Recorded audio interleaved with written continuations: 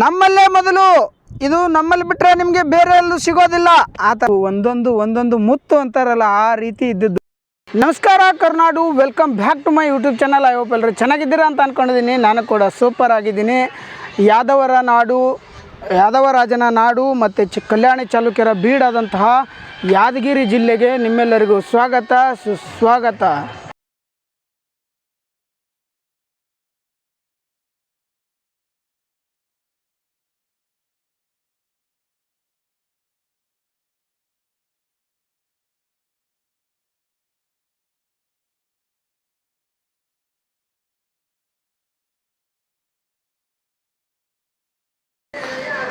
ಬನ್ನಿ, ಈ ಒಂದು ಯಾದಗಿರಿಯ ಒಂದು ಪೋರ್ಟನ್ನು ನೋಡೋಣ.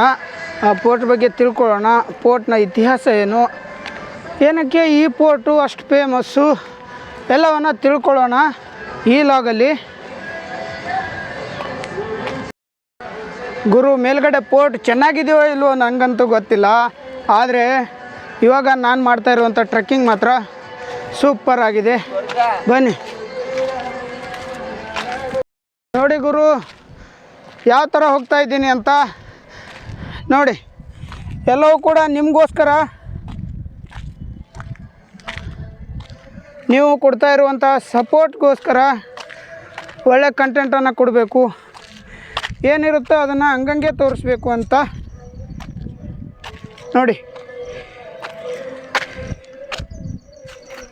ಗುರು. ಇಲ್ಲಂತೂ ಕಾಲಂತೂ ಪೂರ್ತಿ ಸ್ಲಿಪ್ ಆಗುತ್ತೆ. ತುಂಬ ಹುಷಾರಾಗಿ ಬರ್ಬೇಕು ಇಲ್ಲಿ ಬರಬೇಕಂದ್ರೆ. ನೋಡಿ ಇಲ್ಲಿಂದ ವ್ಯೂ ಹೆಂಗಿದೆ ಅಂತ.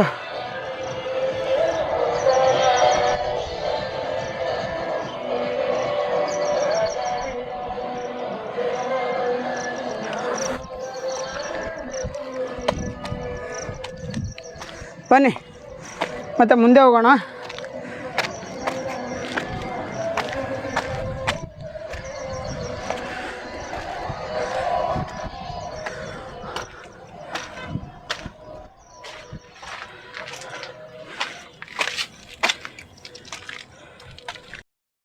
ಯಾದಗಿರಿ ಪೋರ್ಟ್ ಅಂತ, ಯಾದಗಿರಿ ಪೋರ್ಟ್ ಎಕ್ಸ್ಪ್ಲೋರ್ ಮಾಡೋಕ್ಕೆ ಬಂದೆ.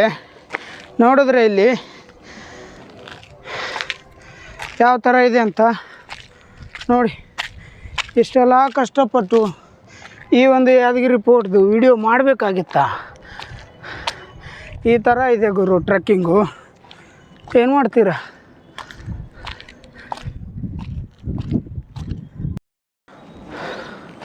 ಗುರು, ಕೋಟೆ ಏನೋ ಇನ್ನೂ ಚೆನ್ನಾಗೇ ಇದೆ, ಆದರೆ ಇದಕ್ಕೆ ಬೇಕಾಗಿರುವಂತಹ ವ್ಯವಸ್ಥೆಗಳಾಗಬೇಕಷ್ಟೇ. ಇದು ಕೂಡ ಒಂದು ಪ್ರಸಿದ್ಧ ಪ್ರವಾಸಿ ತಾಣ ಆಗೋದ್ರಲ್ಲಿ ಯಾವುದೇ ಡೌಟ್ ಇಲ್ಲ. ಚೆನ್ನಾಗಿ ಮೇಂಟೆನೆನ್ಸ್ ಮಾಡಿದರೆ ಜನ ಬರ್ತಾರೆ. ಹತ್ತೋದಕ್ಕೆ ಸ್ಟೆಪ್ಸು, ಟ್ರೆಕ್ಕಿಂಗಿಗೆ ಈಸಿ ಆಗಲಿ ಅಂತ ಏನಾದರೂ ವ್ಯವಸ್ಥೆ ಮಾಡಿದ್ರೆ ಇಲ್ಲೂ ಕೂಡ ಜನ ಬರ್ತಾರೆ.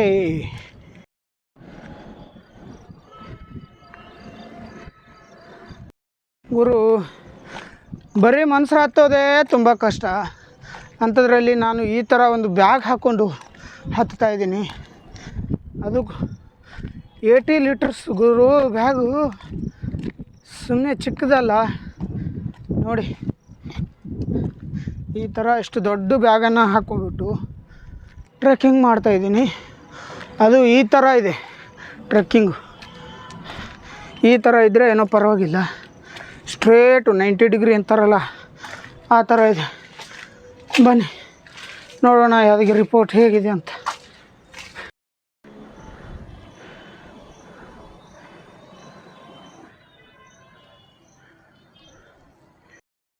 ಇನ್ನೇನು ಬಂದೇ ಬಿಡ್ತು ಅನ್ನೋ ಅಷ್ಟರಲ್ಲಿ ಪ್ರತಿ ಬಾಗಿಲು ನೋಡಿದಾಗಲೂ ಕೂಡ ಬಂತು ಅಂತ ಅನಿಸುತ್ತೆ. ಆದರೆ ಇನ್ನು ಮುಂದೆ ಹೋಗಬೇಕು ಗುರು. ಮುಗೀತು ಟ್ರೆಕ್ಕಿಂಗ್ ಅಂತ ನಾನು ಅಂದ್ಕೊಂಡ್ರೆ ಇನ್ನು ಟ್ರೆಕ್ಕಿಂಗ್ ತುಂಬ ಜಾಸ್ತಿನೇ ಇದೆ. ಬನ್ನಿ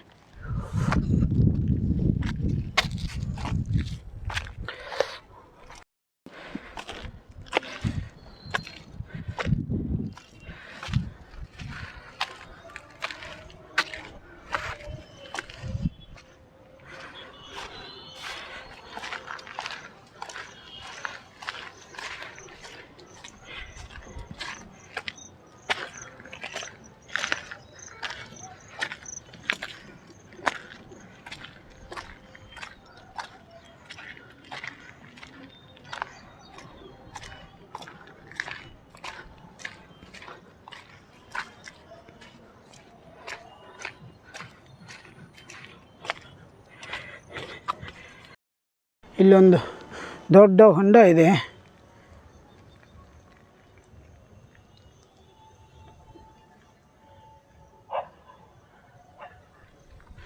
ಈ ಥರ ಇದೆ ಪ್ರದೇಶ ಕಾಡು.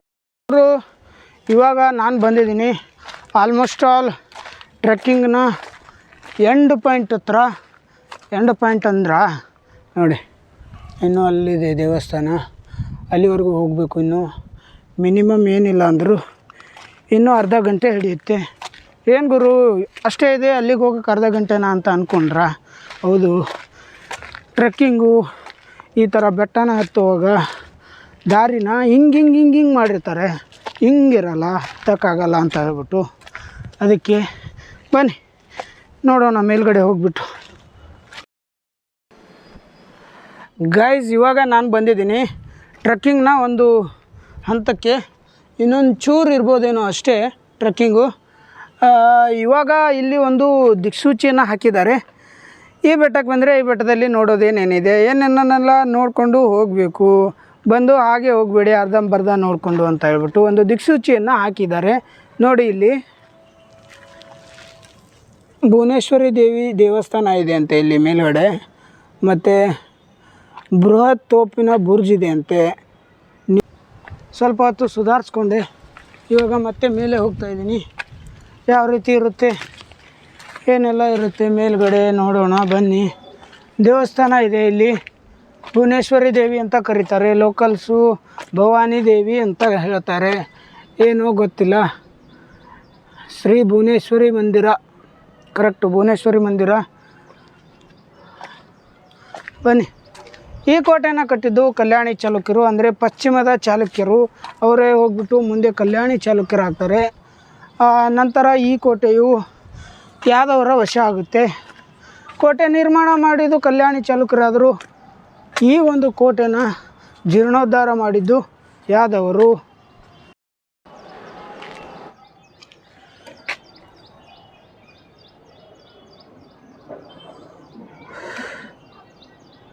ನಾನು ಬಂದಿದ್ದು ಅಲ್ಲಿಂದ ಗುರು, ನೀವೇನು ನೋಡ್ತಾ ಇದ್ದೀರಲ್ಲ ಆ ಬಾಗಿಲಿಂದ.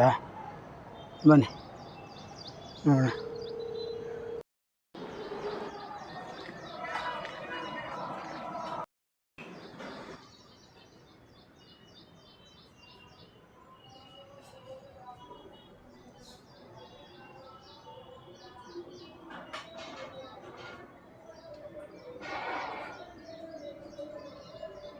ಗುರು, ನೀವು ನೋಡಿದ್ರಲ್ಲ, ಇದು ಬಂದ್ಬಿಟ್ಟು ಶ್ರೀ ಭುವನೇಶ್ವರಿ ದೇವಿ ಟೆಂಪಲ್ಲು.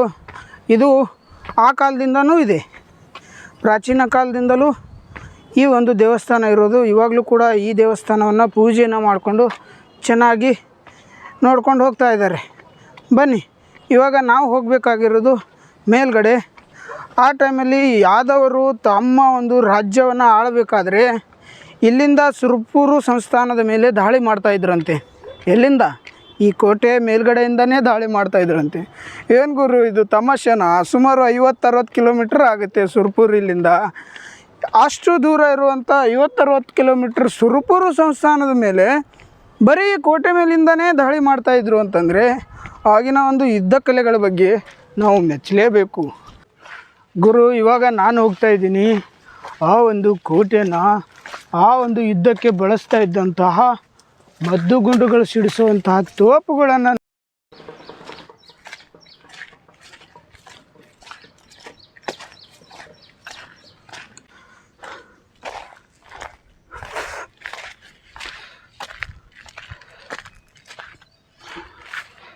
ನೋಡಿ ಗುರು.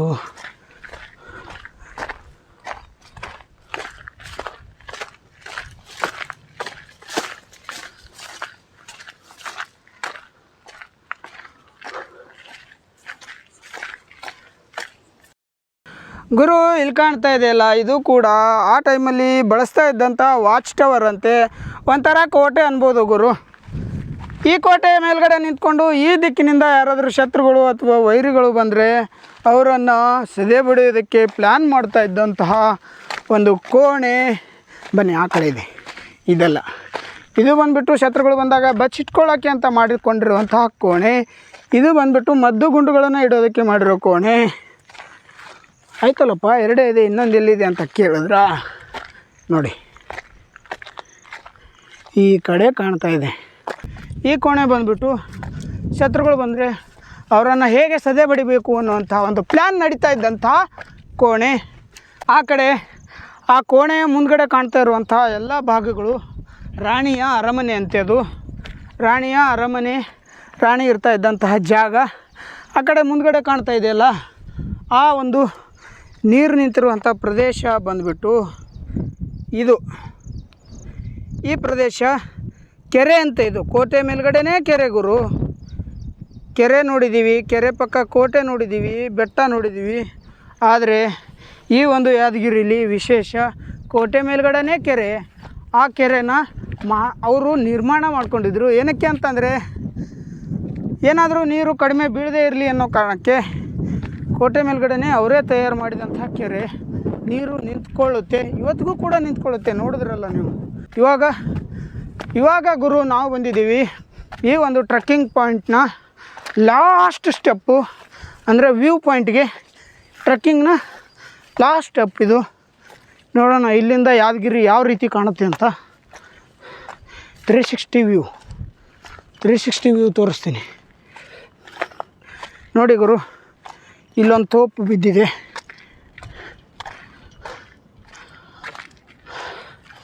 ಮತ್ತು ಏನು ಗುರು ಇದು, ನಮ್ಮ ಕರ್ನಾಟಕ ಬಾವುಟ ಗಾಳಿಗೆ ಎಲ್ಲ ಕಿತ್ತೋಗಿದೆ ಅನಿಸುತ್ತೆ. ಇಲ್ಲಿಂದ ನೀವು ಯಾದಗಿರಿ ಒಂದು ವ್ಯೂವನ್ನು ನೋಡೋದಕ್ಕೆ ರೆಡಿ ಇದ್ದೀರಾ? ಬನ್ನಿ ನೋಡ್ಕೊಂಬನ್ನಿ. ನೋಡಿದ್ರ ಗುರು, ಈ ಕಡೆ ನದಿ ಹರಿತಾ ಇದೆ. ನದಿಗೆ ಅಡ್ಡಲಾಗಿ ಒಂದು ಡ್ಯಾಮನ್ನು ಕಟ್ಟಲಾಗಿದೆ. ಇದು ಬಂದುಬಿಟ್ಟು ಯಾದಗಿರಿಯ ಒಂದು ವಿಹಂಗಮ ನೋಟ. ನೋಡ್ಕೊಳ್ಳಿ ಯಾವ ರೀತಿ ಇದೆ, ಕಮೆಂಟ್ ಬಾಕ್ಸಲ್ಲಿ ತಿಳಿಸ್ಬೇಕು ಯಾದಗಿರಿಯ ಒಂದು ವ್ಯೂ ಬಗ್ಗೆ. ನೋಡಿ 360 ಡಿಗ್ರಿ ವ್ಯೂ.